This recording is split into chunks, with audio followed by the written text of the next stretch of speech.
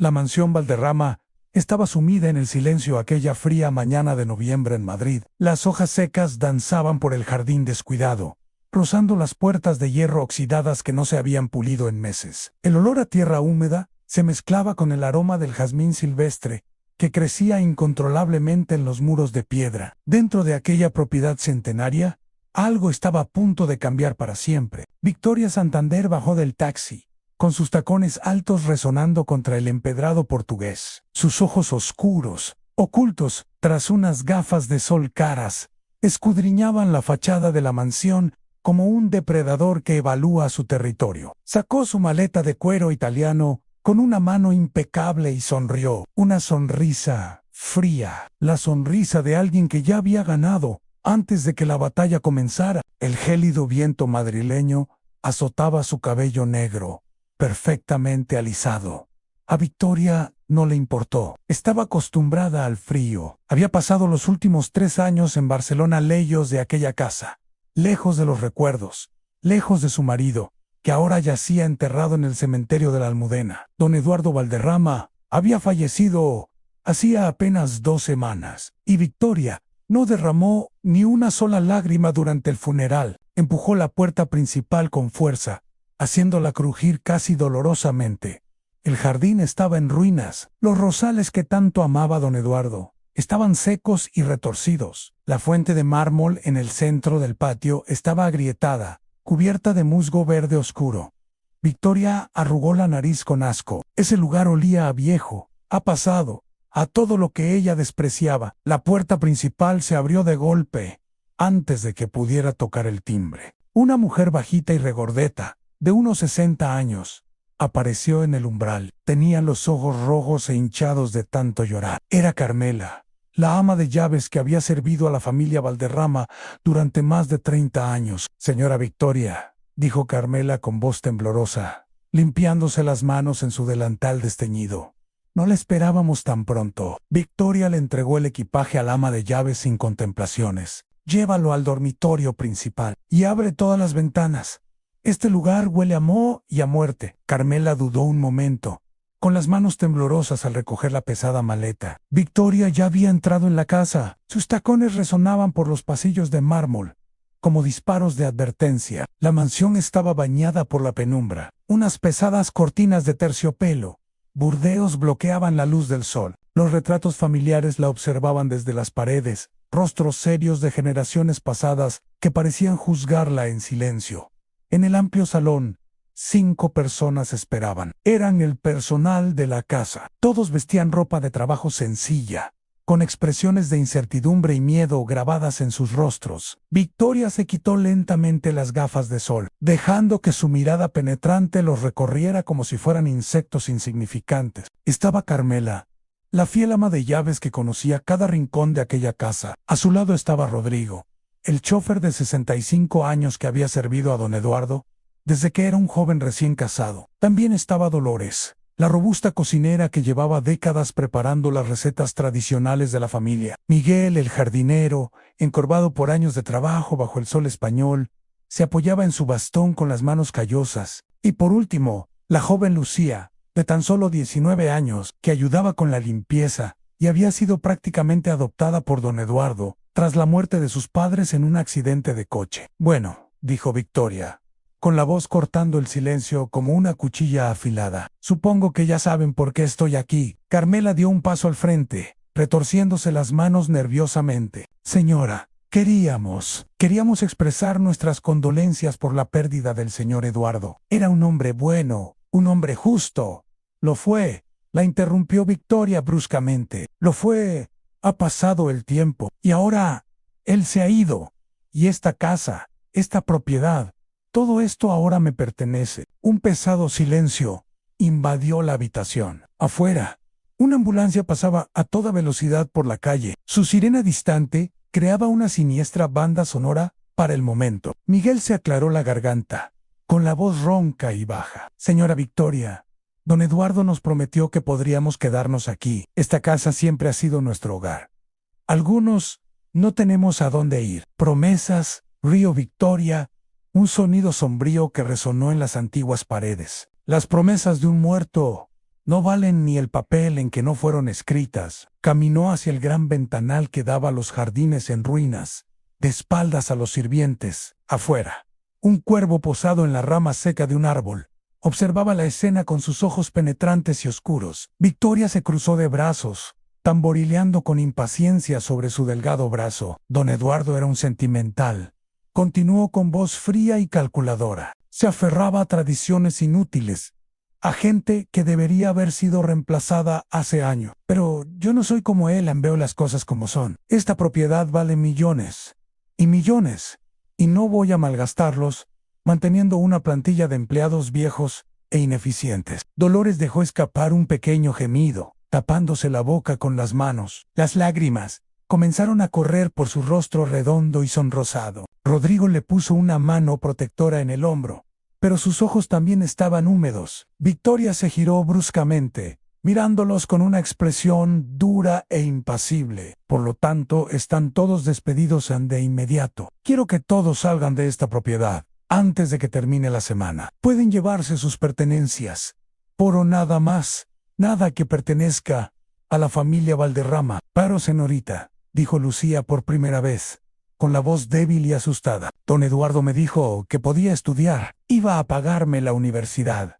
Me prometió. No me importa lo que les haya prometido, respondió Victoria con desdén. No son familia. Ninguno de ustedes lo es. Son empleados presentables reemplazables. Aunt Carmela dio un paso al frente, con su rostro normalmente amable ahora endurecido por algo que parecía un desafío. Señora Victoria, hay algo que debería saber. Don Eduardo dejó testamento. Conozco perfectamente el testamento, interrumpió Victoria, sacando un sobre del bolsillo de su caro abrigo de lana. Lo he leído todo, me lo dejaron todo a mí, a la viuda, la única heredera legal. Esta casa, las cuentas bancarias, las inversiones, todo. Consulté con 3 abogados diferentes. Todo está en regla.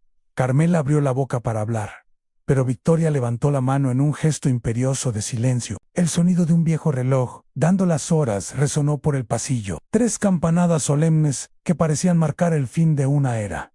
No quiero oír más, dijo Victoria con firmeza. Tienen hasta el viernes. Después, llamaré a la policía para que los expulsen por intrusos. ¡Oh! Lárguense de mi vista, den náuseas. Los empleados se marcharon lentamente, arrastrando los pies y con la cabeza gacha, derrotados. Carmela fue la última en irse, deteniéndose en la puerta y volviéndose para mirar a Victoria por última vez. Había algo en sus ojos, algo que parecía ser lástima mezclada con el conocimiento de un secreto. Don Eduardo era más sabio de lo que usted se imagina, señora Victoria, dijo Carmela en voz baja, y los muertos a veces hablan más alto que los vivos. Antes de que Victoria pudiera responder, Carmela desapareció por el pasillo, dejando solo el eco de sus duras palabras en el aire. Victoria se quedó sola en el gran salón. El aroma a lavanda antigua y cera para muebles la envolvió. Observó los muebles antiguos, los retratos familiares, la opulencia desvanecida de generaciones de riqueza. Ahora todo era suyo. Por fin, completamente suyo. Se dirigió al viejo bar en un rincón del local y se sirvió un generoso trago de brandy. El líquido ámbar brillaba en la tenue luz que se filtraba a través de las pesadas cortinas. Victoria levantó su copa en un brindis solitario. A los tontos sentimentales, murmuró para sí misma, y a las viudas inteligentes. Bebió profundamente, sintiendo el coñac quemarle la garganta. Afuera, el cielo de Madrid oscurecía rápidamente. Nubes densas y grises se acumulaban en el horizonte, prometiendo lluvia. El viento arreció, haciendo vibrar las viejas ventanas en sus marcos. Victoria no comprendió la figura que la observaba desde la puerta del pasillo, una sombra que se movía en silencio y luego desaparecía. No oyó los pasos ligeros que subían la vieja escalera. No sintió los ojos que la observaban con interés calculador. Estaba demasiado ocupada saboreando su victoria como para darse cuenta de que tal vez su guerra apenas estaba comenzando. Esa noche, Victoria cenó sola en el amplio comedor. La mesa de caoba tenía capacidad para 20 personas, pero solo una vela solitaria iluminaba su lugar. Dolores había preparado una última comida antes de retirarse a sus aposentos del piso de arriba. El plato estaba frío, la comida insípida. Victoria apenas la probó. Después de cenar, subió al dormitorio principal, la habitación que había sido de don Eduardo. Su aroma aún persistía en las almohadas, una mezcla de tabaco de pipa y colonia cara. Victoria arrancó todas las sábanas y las tiró al suelo. Abrió las ventanas a pesar del frío cortante, dejando que el viento nocturno se llevara los fantasmas del pasado. Se preparó para acostarse, poniéndose un camisón de seda negra. El espejo antiguo en la esquina de la habitación reflejaba su imagen. Se observó un buen rato. A sus 42 años, seguía siendo hermosa. Su rostro era afilado y elegante. Sus ojos oscuros brillaban con fría inteligencia. Había logrado todo lo que deseaba. Se había casado con un hombre rico 20 años mayor que ella. Había soportado 3 años de un matrimonio tedioso y ahora estaba cosechando los frutos. Victoria se acostó en la enorme cama, tapándose con las pesadas mantas. La mansión estaba en silencio. En demasiado silencio. Cada crujido, cada suspiro del viento, cada tic-tac del reloj parecía amplificado en la oscuridad. Cerró los ojos decidida a dormir, pero entonces se oyó un ruido abajo, pasos, lentos, pausados, resonando por el pasillo de mármol. Victoria se incorporó en la cama, con el corazón acelerado. Todo el personal debería estar en sus habitaciones del tercer piso. Nadie debería andar por la casa a esas horas. Esperó. Apenas respirando, los pasos cesaron. La casa volvió a quedar en silencio. Solo cuando Victoria empezó a relajarse, convenciéndose de que había imaginado el sonido, oyó algo más. Una voz baja, distante, pero inconfundible. Provenía de la biblioteca de abajo. Y la voz sonaba exactamente igual que la de don Eduardo. Victoria sintió un escalofrío que le recorrió la espalda. Sus manos se aferraron a las sábanas con fuerza.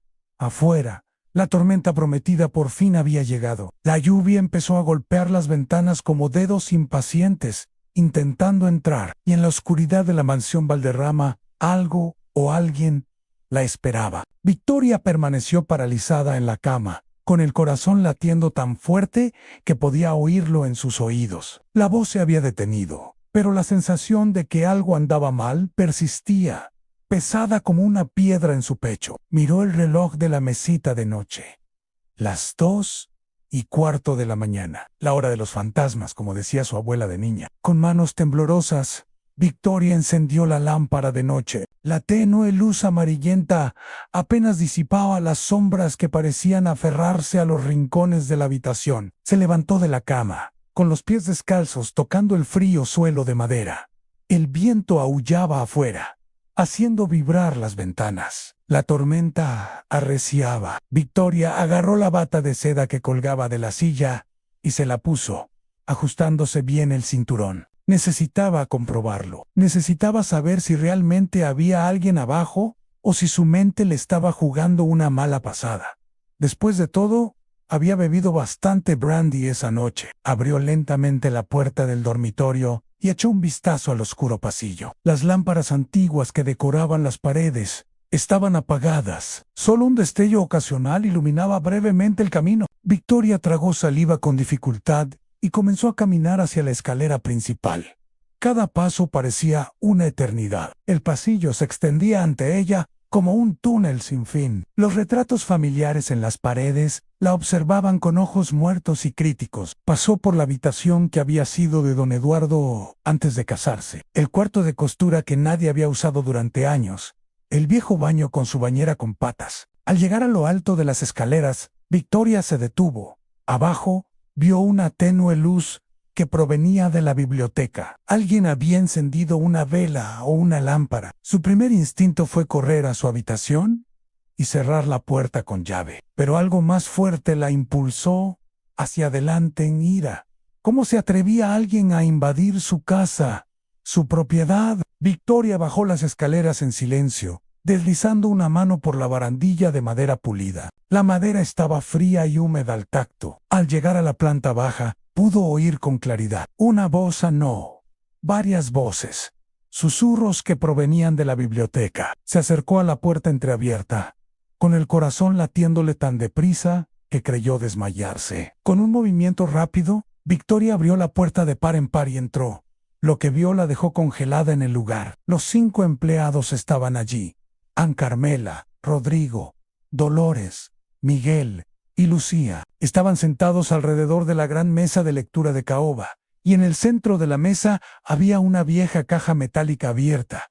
Había documentos esparcidos por todas partes. Velas encendidas iluminaban sus rostros con una luz fantasmal. ¿Qué demonios está pasando aquí?, exclamó Victoria, y su voz resonó en el silencio de la biblioteca. Todos se giraron para mirarla, pero no había sorpresa en sus rostros. No había miedo, solo una calma extraña, cosia esparada. Fue Carmela quien habló primero. «Esperábamos que viniera señora Victoria», dijo en voz baja.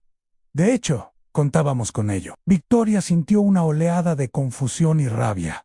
«Están todos despedidos. ¿Qué creen que hacen en mi biblioteca, trasteando con mis documentos en plena noche?» Rodrigo se levantó lentamente, con las manos apoyadas en la mesa. Su mirada, normalmente dulce y sumisa, ahora reflejaba algo diferente en determinación. «Estos no son sus documentos, señora, y esta no es su biblioteca. De hecho, nada en esta casa le pertenece». Victoria rió, con un sonido agudo y nervioso. «¿Se han vuelto todos locos? Tengo el testamento. Consulté con abogados. Esta propiedad me pertenece por derecho. Por derecho, sí», dijo una voz desde las sombras en un rincón de la biblioteca. «Pero no por derecho moral, y mucho menos por la voluntad de don Eduardo». Victoria se giró hacia la voz. Una figura emergió de la oscuridad. Era un hombre de unos 60 años, vestido con un traje oscuro bien entallado. Llevaba el pelo canoso peinado hacia atrás y gafas con montura dorada. Llevaba un maletín de cuero bajo el brazo. «¿Quién demonios eres?», preguntó Victoria, elevando la voz una octava. El hombre sonrió amablemente. «Me llamo Lorenzo Mendoza. Fui abogado de don Eduardo durante más de 30 años. Y también soy el albacea de su testamento». Las palabras cayeron sobre Victoria como un balde de agua helada. «¿Un testamento de verdad?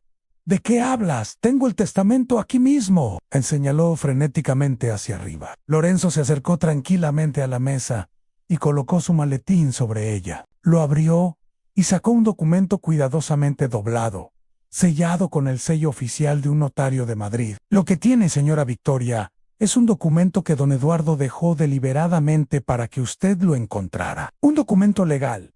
Síam válido ante la ley. Síam, pero no el documento completo». Victoria sintió que le flaqueaban las piernas. Se apoyó en el respaldo de una silla cercana. «No, esto no es posible. Don Eduardo no era tonto, señora», dijo Carmela en voz baja. «Sabía exactamente qué clase de persona era usted. Siempre lo supo. Pero hubo una razón por la que se casó con usted. Una razón por la que le permitió creer que había ganado». Lorenzo abrió el documento sobre la mesa, alisándolo con cuidado. «Este es un codicilo del testamento principal, señora. Fue preparado 3 días antes de la muerte de don Eduardo. Firmado, sellado y atestiguado por 3 personas independientes, incluyéndome a mí». Victoria obligó a sus piernas a moverse. Se tambaleó hasta la mesa, agarrándose al borde con tanta fuerza que sus nudillos se pusieron blancos. Sus ojos recorrieron el documento rápidamente. Las palabras danzaban ante sus ojos, pero ciertas frases saltaban de la página como cuchillos. «La herencia primaria de bienes y activos se dividirá en partes iguales entre los 5 empleados con más años de servicio. Victoria Santander recibirá una pensión mensual de subsistencia, pero no tendrá control sobre la propiedad principal. Si ella intenta impugnar este codicilo, todas y cada una de las disposiciones relativas a ella serán inmediatamente anuladas». Victoria dejó caer el documento como si se quemara. Retrocedió, sacudiendo la cabeza con violencia. «Ah, no, no, no. Esto no puede ser legal, ambó impugnarlo. Voy a llevarlo a los tribunales más importantes de España». «Puedes intentarlo», dijo Lorenzo con calma, «pero te garantizo que perderás». El codicilio se redactó de acuerdo con todas las leyes de sucesión españolas. Don Eduardo gozaba de perfecta salud mental cuando lo firmó. Tenemos evaluaciones médicas de 3 médicos diferentes que lo demuestran. Y, como dice claramente el documento, si lo impugnas Incluso perderás la pensión que generosamente te dejó.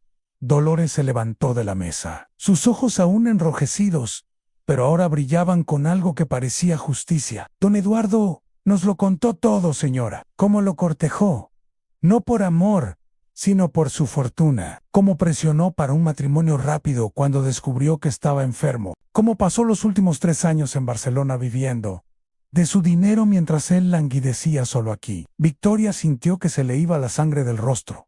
Él lo sabía, siempre lo supo, dijo Rodrigo con la voz cargada de tristeza. Don Eduardo era un hombre sabio. Te vio desde el primer día, pero aún así permitió el matrimonio. ¿Por qué?, susurró Victoria con la voz quebrada. Si lo supiera, ¿por qué haría eso? Fue Miguel quien respondió, con voz ronca pero firme, porque don Eduardo no tenía hijos, porque su familia había muerto, y porque sabía que si te negaba, lo demandarías de todos modos, alegando promesas incumplidas, un corazón roto, cualquier cosa que sus abogados pudieran inventar. Así que te dejó creer que habías ganado, te dejó sentir segura, y luego, cuando llegó el momento, se aseguró de que se hiciera justicia. Lucía la menor habló por primera vez. Su voz era suave, pero firme. Don Eduardo me dijo algo una semana antes de morir, dijo Lucía. A veces hay que dejar que la gente mala crea que ha ganado, para que bajen la guardia. Y entonces, cuando están más seguros, la verdad los fulmina como un rayo. Victoria sintió que sus piernas flaqueaban. Se desplomó en la silla más cercana, con el cuerpo temblando incontrolablemente. Todo por lo que había trabajado. Todos sus planes cuidadosamente trazados, todas las humillaciones que había soportado durante ese tedioso matrimonio tabú, para nada. ¿Qué pasa ahora?, logró preguntar. Lorenzo cerró su carpeta con un clic decisivo. Ahora, señora, tiene 2 opciones. Puede aceptar la pensión mensual de 3.000 euros, que don Eduardo le dejó generosamente, suficiente para vivir cómodamente, pero sin derroches. O puede impugnar el testamento en los tribunales, perder y quedarse con solo enormes deudas con los abogados. ¿3.000 euros? Rió Victoria con amargura. Esta propiedad vale millones. ¡Millones! Sí, asintió Carmela. Y ahora nos pertenece a los 5.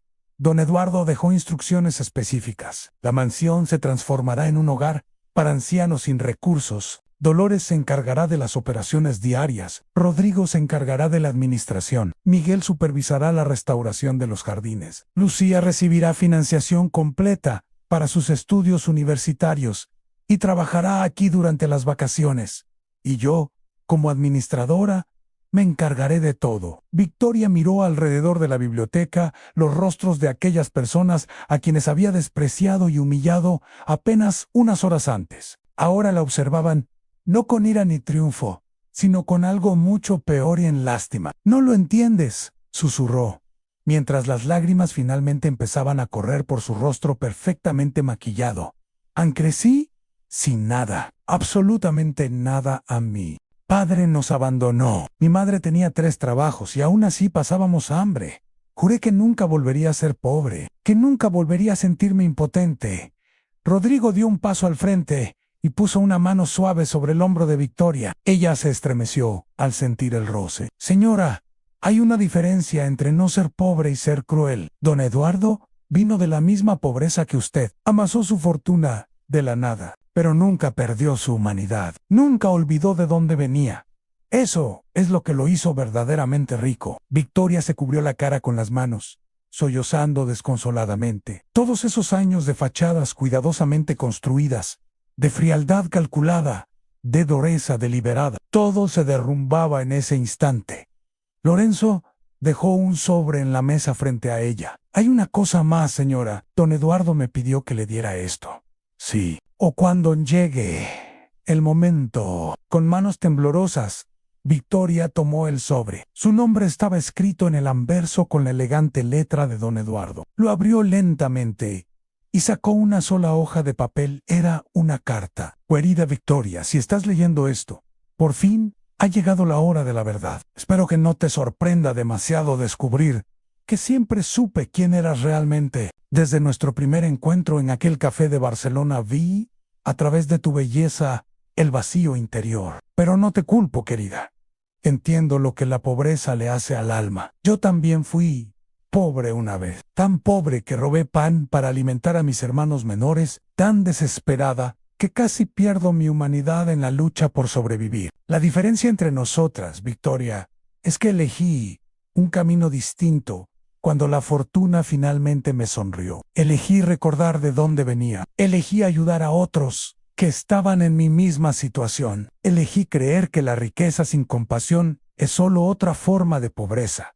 Aún tienes una opción, querida. Puedes seguir por el camino de la amargura y la codicia, o puedes aprender de este momento. Puedes permitir que esta derrota sea el comienzo de tu verdadera educación. Los 3.000 euros mensuales que te dejé no son un castigo, son una oportunidad. Una oportunidad para vivir con sencillez y honestidad. Quizás por primera vez en tu vida. Úsalos bien o úsalos mal. Tú decides. Y si de verdad me odiabas tanto como sospecho, consuélate con esto, Mori, sabiendo que, al final, la gente buena prevaleció, que esta casa, mi fortuna, se usará para hacer el bien en el mundo, y que tú, mi manipuladora y hermosa esposa, aprendiste que no todo se puede comprar, engañar o robar. Adiós.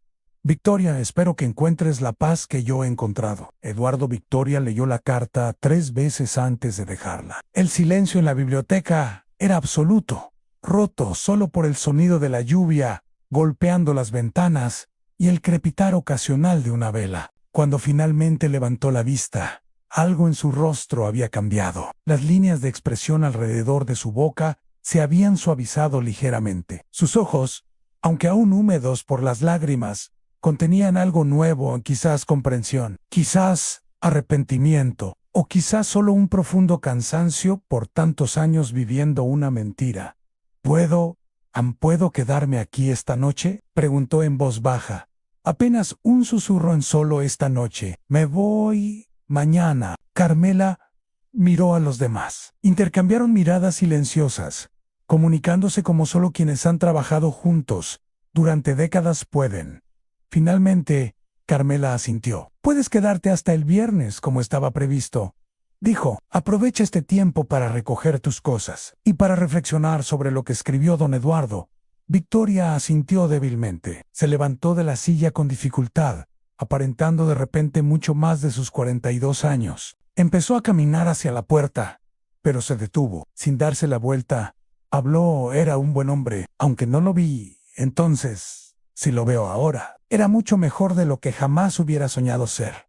Sí, dijo Rodrigo con dulzura. Lo era, Anne, pero eso no significa que no puedas intentarlo. Nunca es tarde para elegir un mejor camino, señora. Victoria no respondió. Simplemente salió de la biblioteca. Sus pasos resonaban por el pasillo de mármol mientras subía las escaleras de vuelta a la habitación que pronto dejaría de ser suya. Detrás de ella, los 5 empleados permanecieron en la biblioteca, rodeados de velas parpadeantes y de los recuerdos de un hombre que había sido más inteligente y amable de lo que cualquiera de ellos podría explicar jamás. Lorenzo empezó a guardar los documentos en su maletín. Don Eduardo sabía exactamente cómo terminaría esto, murmuró. Me dijo la última vez que lo vi, Lorenzo, estará destrozada, pero quizá, solo quizá, esto la salve, porque a veces lo perdemos todo para finalmente encontrarnos a nosotros mismos. A la mañana siguiente,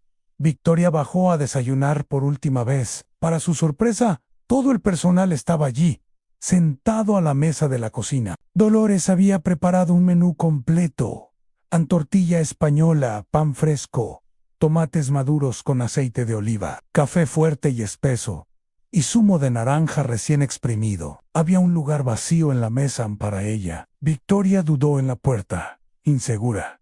Carmela levantó la vista y señaló la silla vacía. Por favor, siéntese, señora. El desayuno se está enfriando. Fue un pequeño gesto, insignificante, quizás, pero en ese momento lo significó todo. Victoria se sentó lentamente, tomando una taza de café con las manos aún temblorosas. Al principio, comieron en silencio. Pero entonces Miguel empezó a contar una historia sobre don Eduardo, sobre la vez que intentó plantar rosas inglesas en el clima español Y como todas murieron en una semana, Rodrigo se rió, añadiendo su propia historia sobre don Eduardo, intentando aprender a conducir a los 50 y casi estrellando el coche contra una fuente. Una a una, las historias fluyeron, y una a una, Victoria empezó a ver al hombre con el que se había casado no como una marca en su plan, ni como un medio para un fin, sino como una persona real, compleja, defectuosa, amable al terminar el desayuno. Victoria ayudó a recoger la mesa. Fue un gesto instintivo, fruto de sus días de pobreza, cuando todos tenían que contribuir. Dolores pareció sorprendida, pero no dijo nada. Los siguientes días transcurrieron como un sueño. Victoria empacó sus pertenencias despacio, sin prisas. Pasó horas recorriendo la mansión, viéndola realmente por primera vez. Observó cómo la luz de la mañana se filtraba por las ventanas de la sala de música.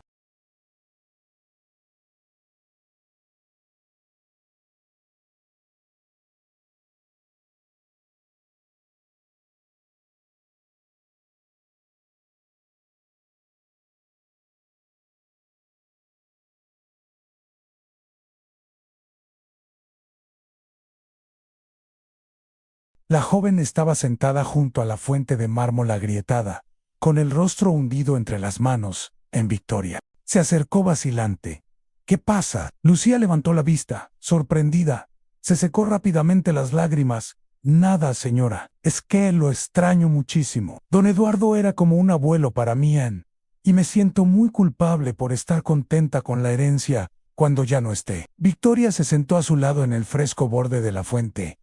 Durante un largo rato, no dijo nada. Luego, en voz baja, habló.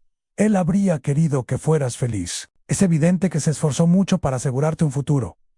No desperdicies ese sentimiento de culpa. Lucía miró a Victoria sorprendida. Gracias, señora. Victoria sonrió con tristeza. Serás un gran estudiante universitario. Don Eduardo lo sabía. Por eso, invirtió en ti.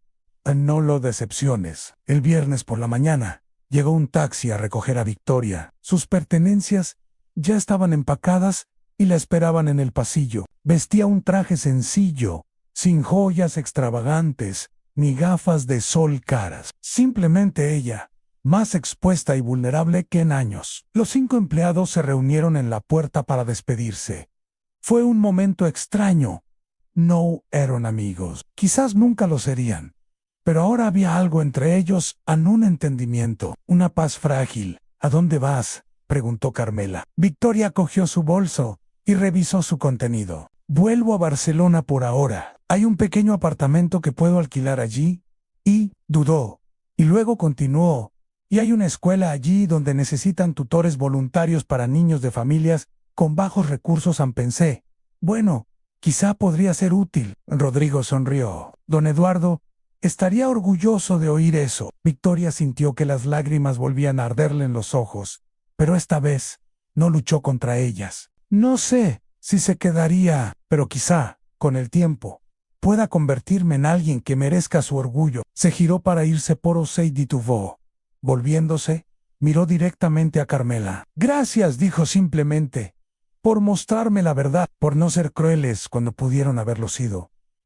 Por ser mejores personas que yo. Carmela dio un paso al frente y, para sorpresa de todos, incluida Victoria, la abrazó brevemente. Todos somos humanos, señora. Todos cometemos errores. Lo que importa es lo que hacemos después. El taxi tocó la bocina con impaciencia. Victoria saludó con la mano por última vez y subió al vehículo. Mientras se alejaba, miró por la ventana trasera, viendo cómo la mansión Valderrama se perdía en la distancia. El sol de la mañana brillaba sobre sus muros de piedra, dándoles un aspecto dorado, antiguo y atemporal. Y por primera vez en su vida, Victoria no sintió rabia ni amargura por la pérdida. Sintió algo diferente, algo nuevo. Quizás, solo quizás, era el comienzo de algo parecido a la paz. 6 meses después, Lorenzo Mendoza llegó a la mansión Valderrama, una radiante mañana de mayo. Los jardines habían sido completamente transformados. Los rosales estaban en flor, las fuentes limpias y en funcionamiento, los senderos de piedra recién barridos. El lugar estaba irreconocible de la ruinosa finca de hacía 6 meses. Carmela lo recibió en la puerta con una cálida sonrisa. Señor Mendoza, qué grata sorpresa. Pase.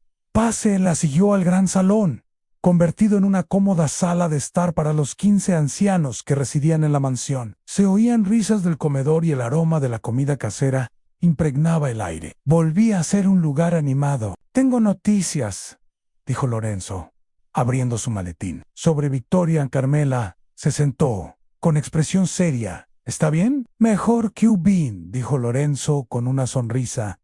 Ella envió esto. Le entregó un sobre a Carmela. Dentro había una carta corta escrita a mano y un cheque. Querida Carmela y todos, espero que esta carta te encuentre bien y que tu hogar esté prosperando. Pienso a menudo en ti, en la mansión y en don Eduardo. Quiero que sepas que ahora estoy trabajando. No necesito el dinero, pero sí el propósito. Doy clases de inglés y matemáticas a niños inmigrantes en Barcelona. Todavía no se me da muy bien, pero estoy aprendiendo.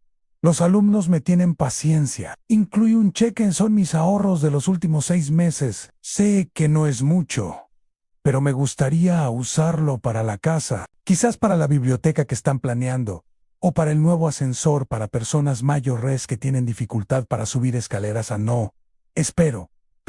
Ni siquiera espero que piensen bien de mí, pero espero, tal vez, que un día piensen en mí y vean no a la mujer que era, sino a la mujer en la que intento convertirme. Con respeto y gratitud, Victoria Carmela miró el cheque. Era de 20.000 euros, casi la totalidad de sus ingresos de pensión de los últimos 6 meses. Don Eduardo tenía razón, susurró Carmela, secándose una lágrima. Dijo que a veces es necesario perderlo todo para encontrarse a uno mismo. Y tenía razón. A Lorenzo asintió. Normalmente Lou Ira Carmela guardó cuidadosamente la carta y el cheque. Le escribiré, decidió.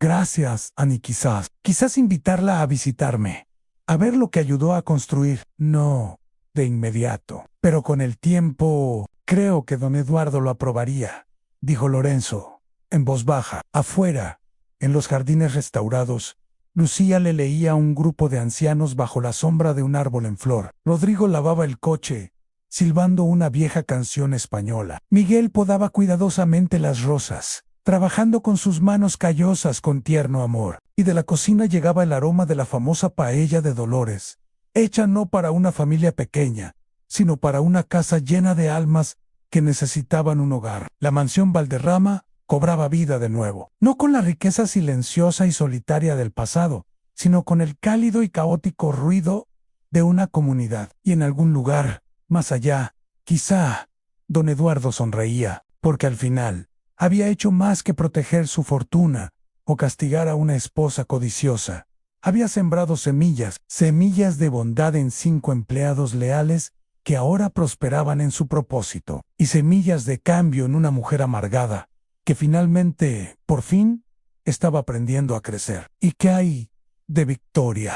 Aún le quedaba un largo camino por recorrer. Aún luchaba con su avaricia, con el miedo a volver a la pobreza, con las cicatrices de una infancia difícil, pero cada día tomaba decisiones un poco mejores. Cada día recordaba la lección de las palabras de don Eduardo. La riqueza sin compasión es simplemente otro tipo de pobreza. Y lenta, dolorosa y hermosamente, fue aprendiendo a ser verdaderamente rica. La verdad, como dije, es fría, pero a veces, con suerte, el drama nos deja algo cálido a lo que aferrarnos. Menuda historia, ¿verdad? Un testamento oculto, una viuda codiciosa y una lección que la llevó a la pérdida total antes de finalmente aprenderla. Pero ahora quiero saber de ti. ¿Qué te pareció este giro del destino? ¿Esperabas que Victoria lo perdiera todo? Y, lo más importante, ¿merecía una segunda oportunidad? Escribe en los comentarios desde qué ciudad de España estás viendo la transmisión. Madrid, Barcelona, Sevilla, Valencia. Quiero saber dónde están mis oyentes. Y si esta historia te conmovió, suscríbete a este canal. Presiona el botón rojo, porque cada semana te traigo historias como esta. Historias que guardan las antiguas murallas de España. Secretos, dramas, lecciones que solo el tiempo puede enseñar. Dale a me gusta si crees que la gente puede cambiar. O deja un comentario si crees que Victoria aún tenía mucho que aprender. La leyenda termina por hoy, pero los antiguos muros ya susurran la siguiente historia.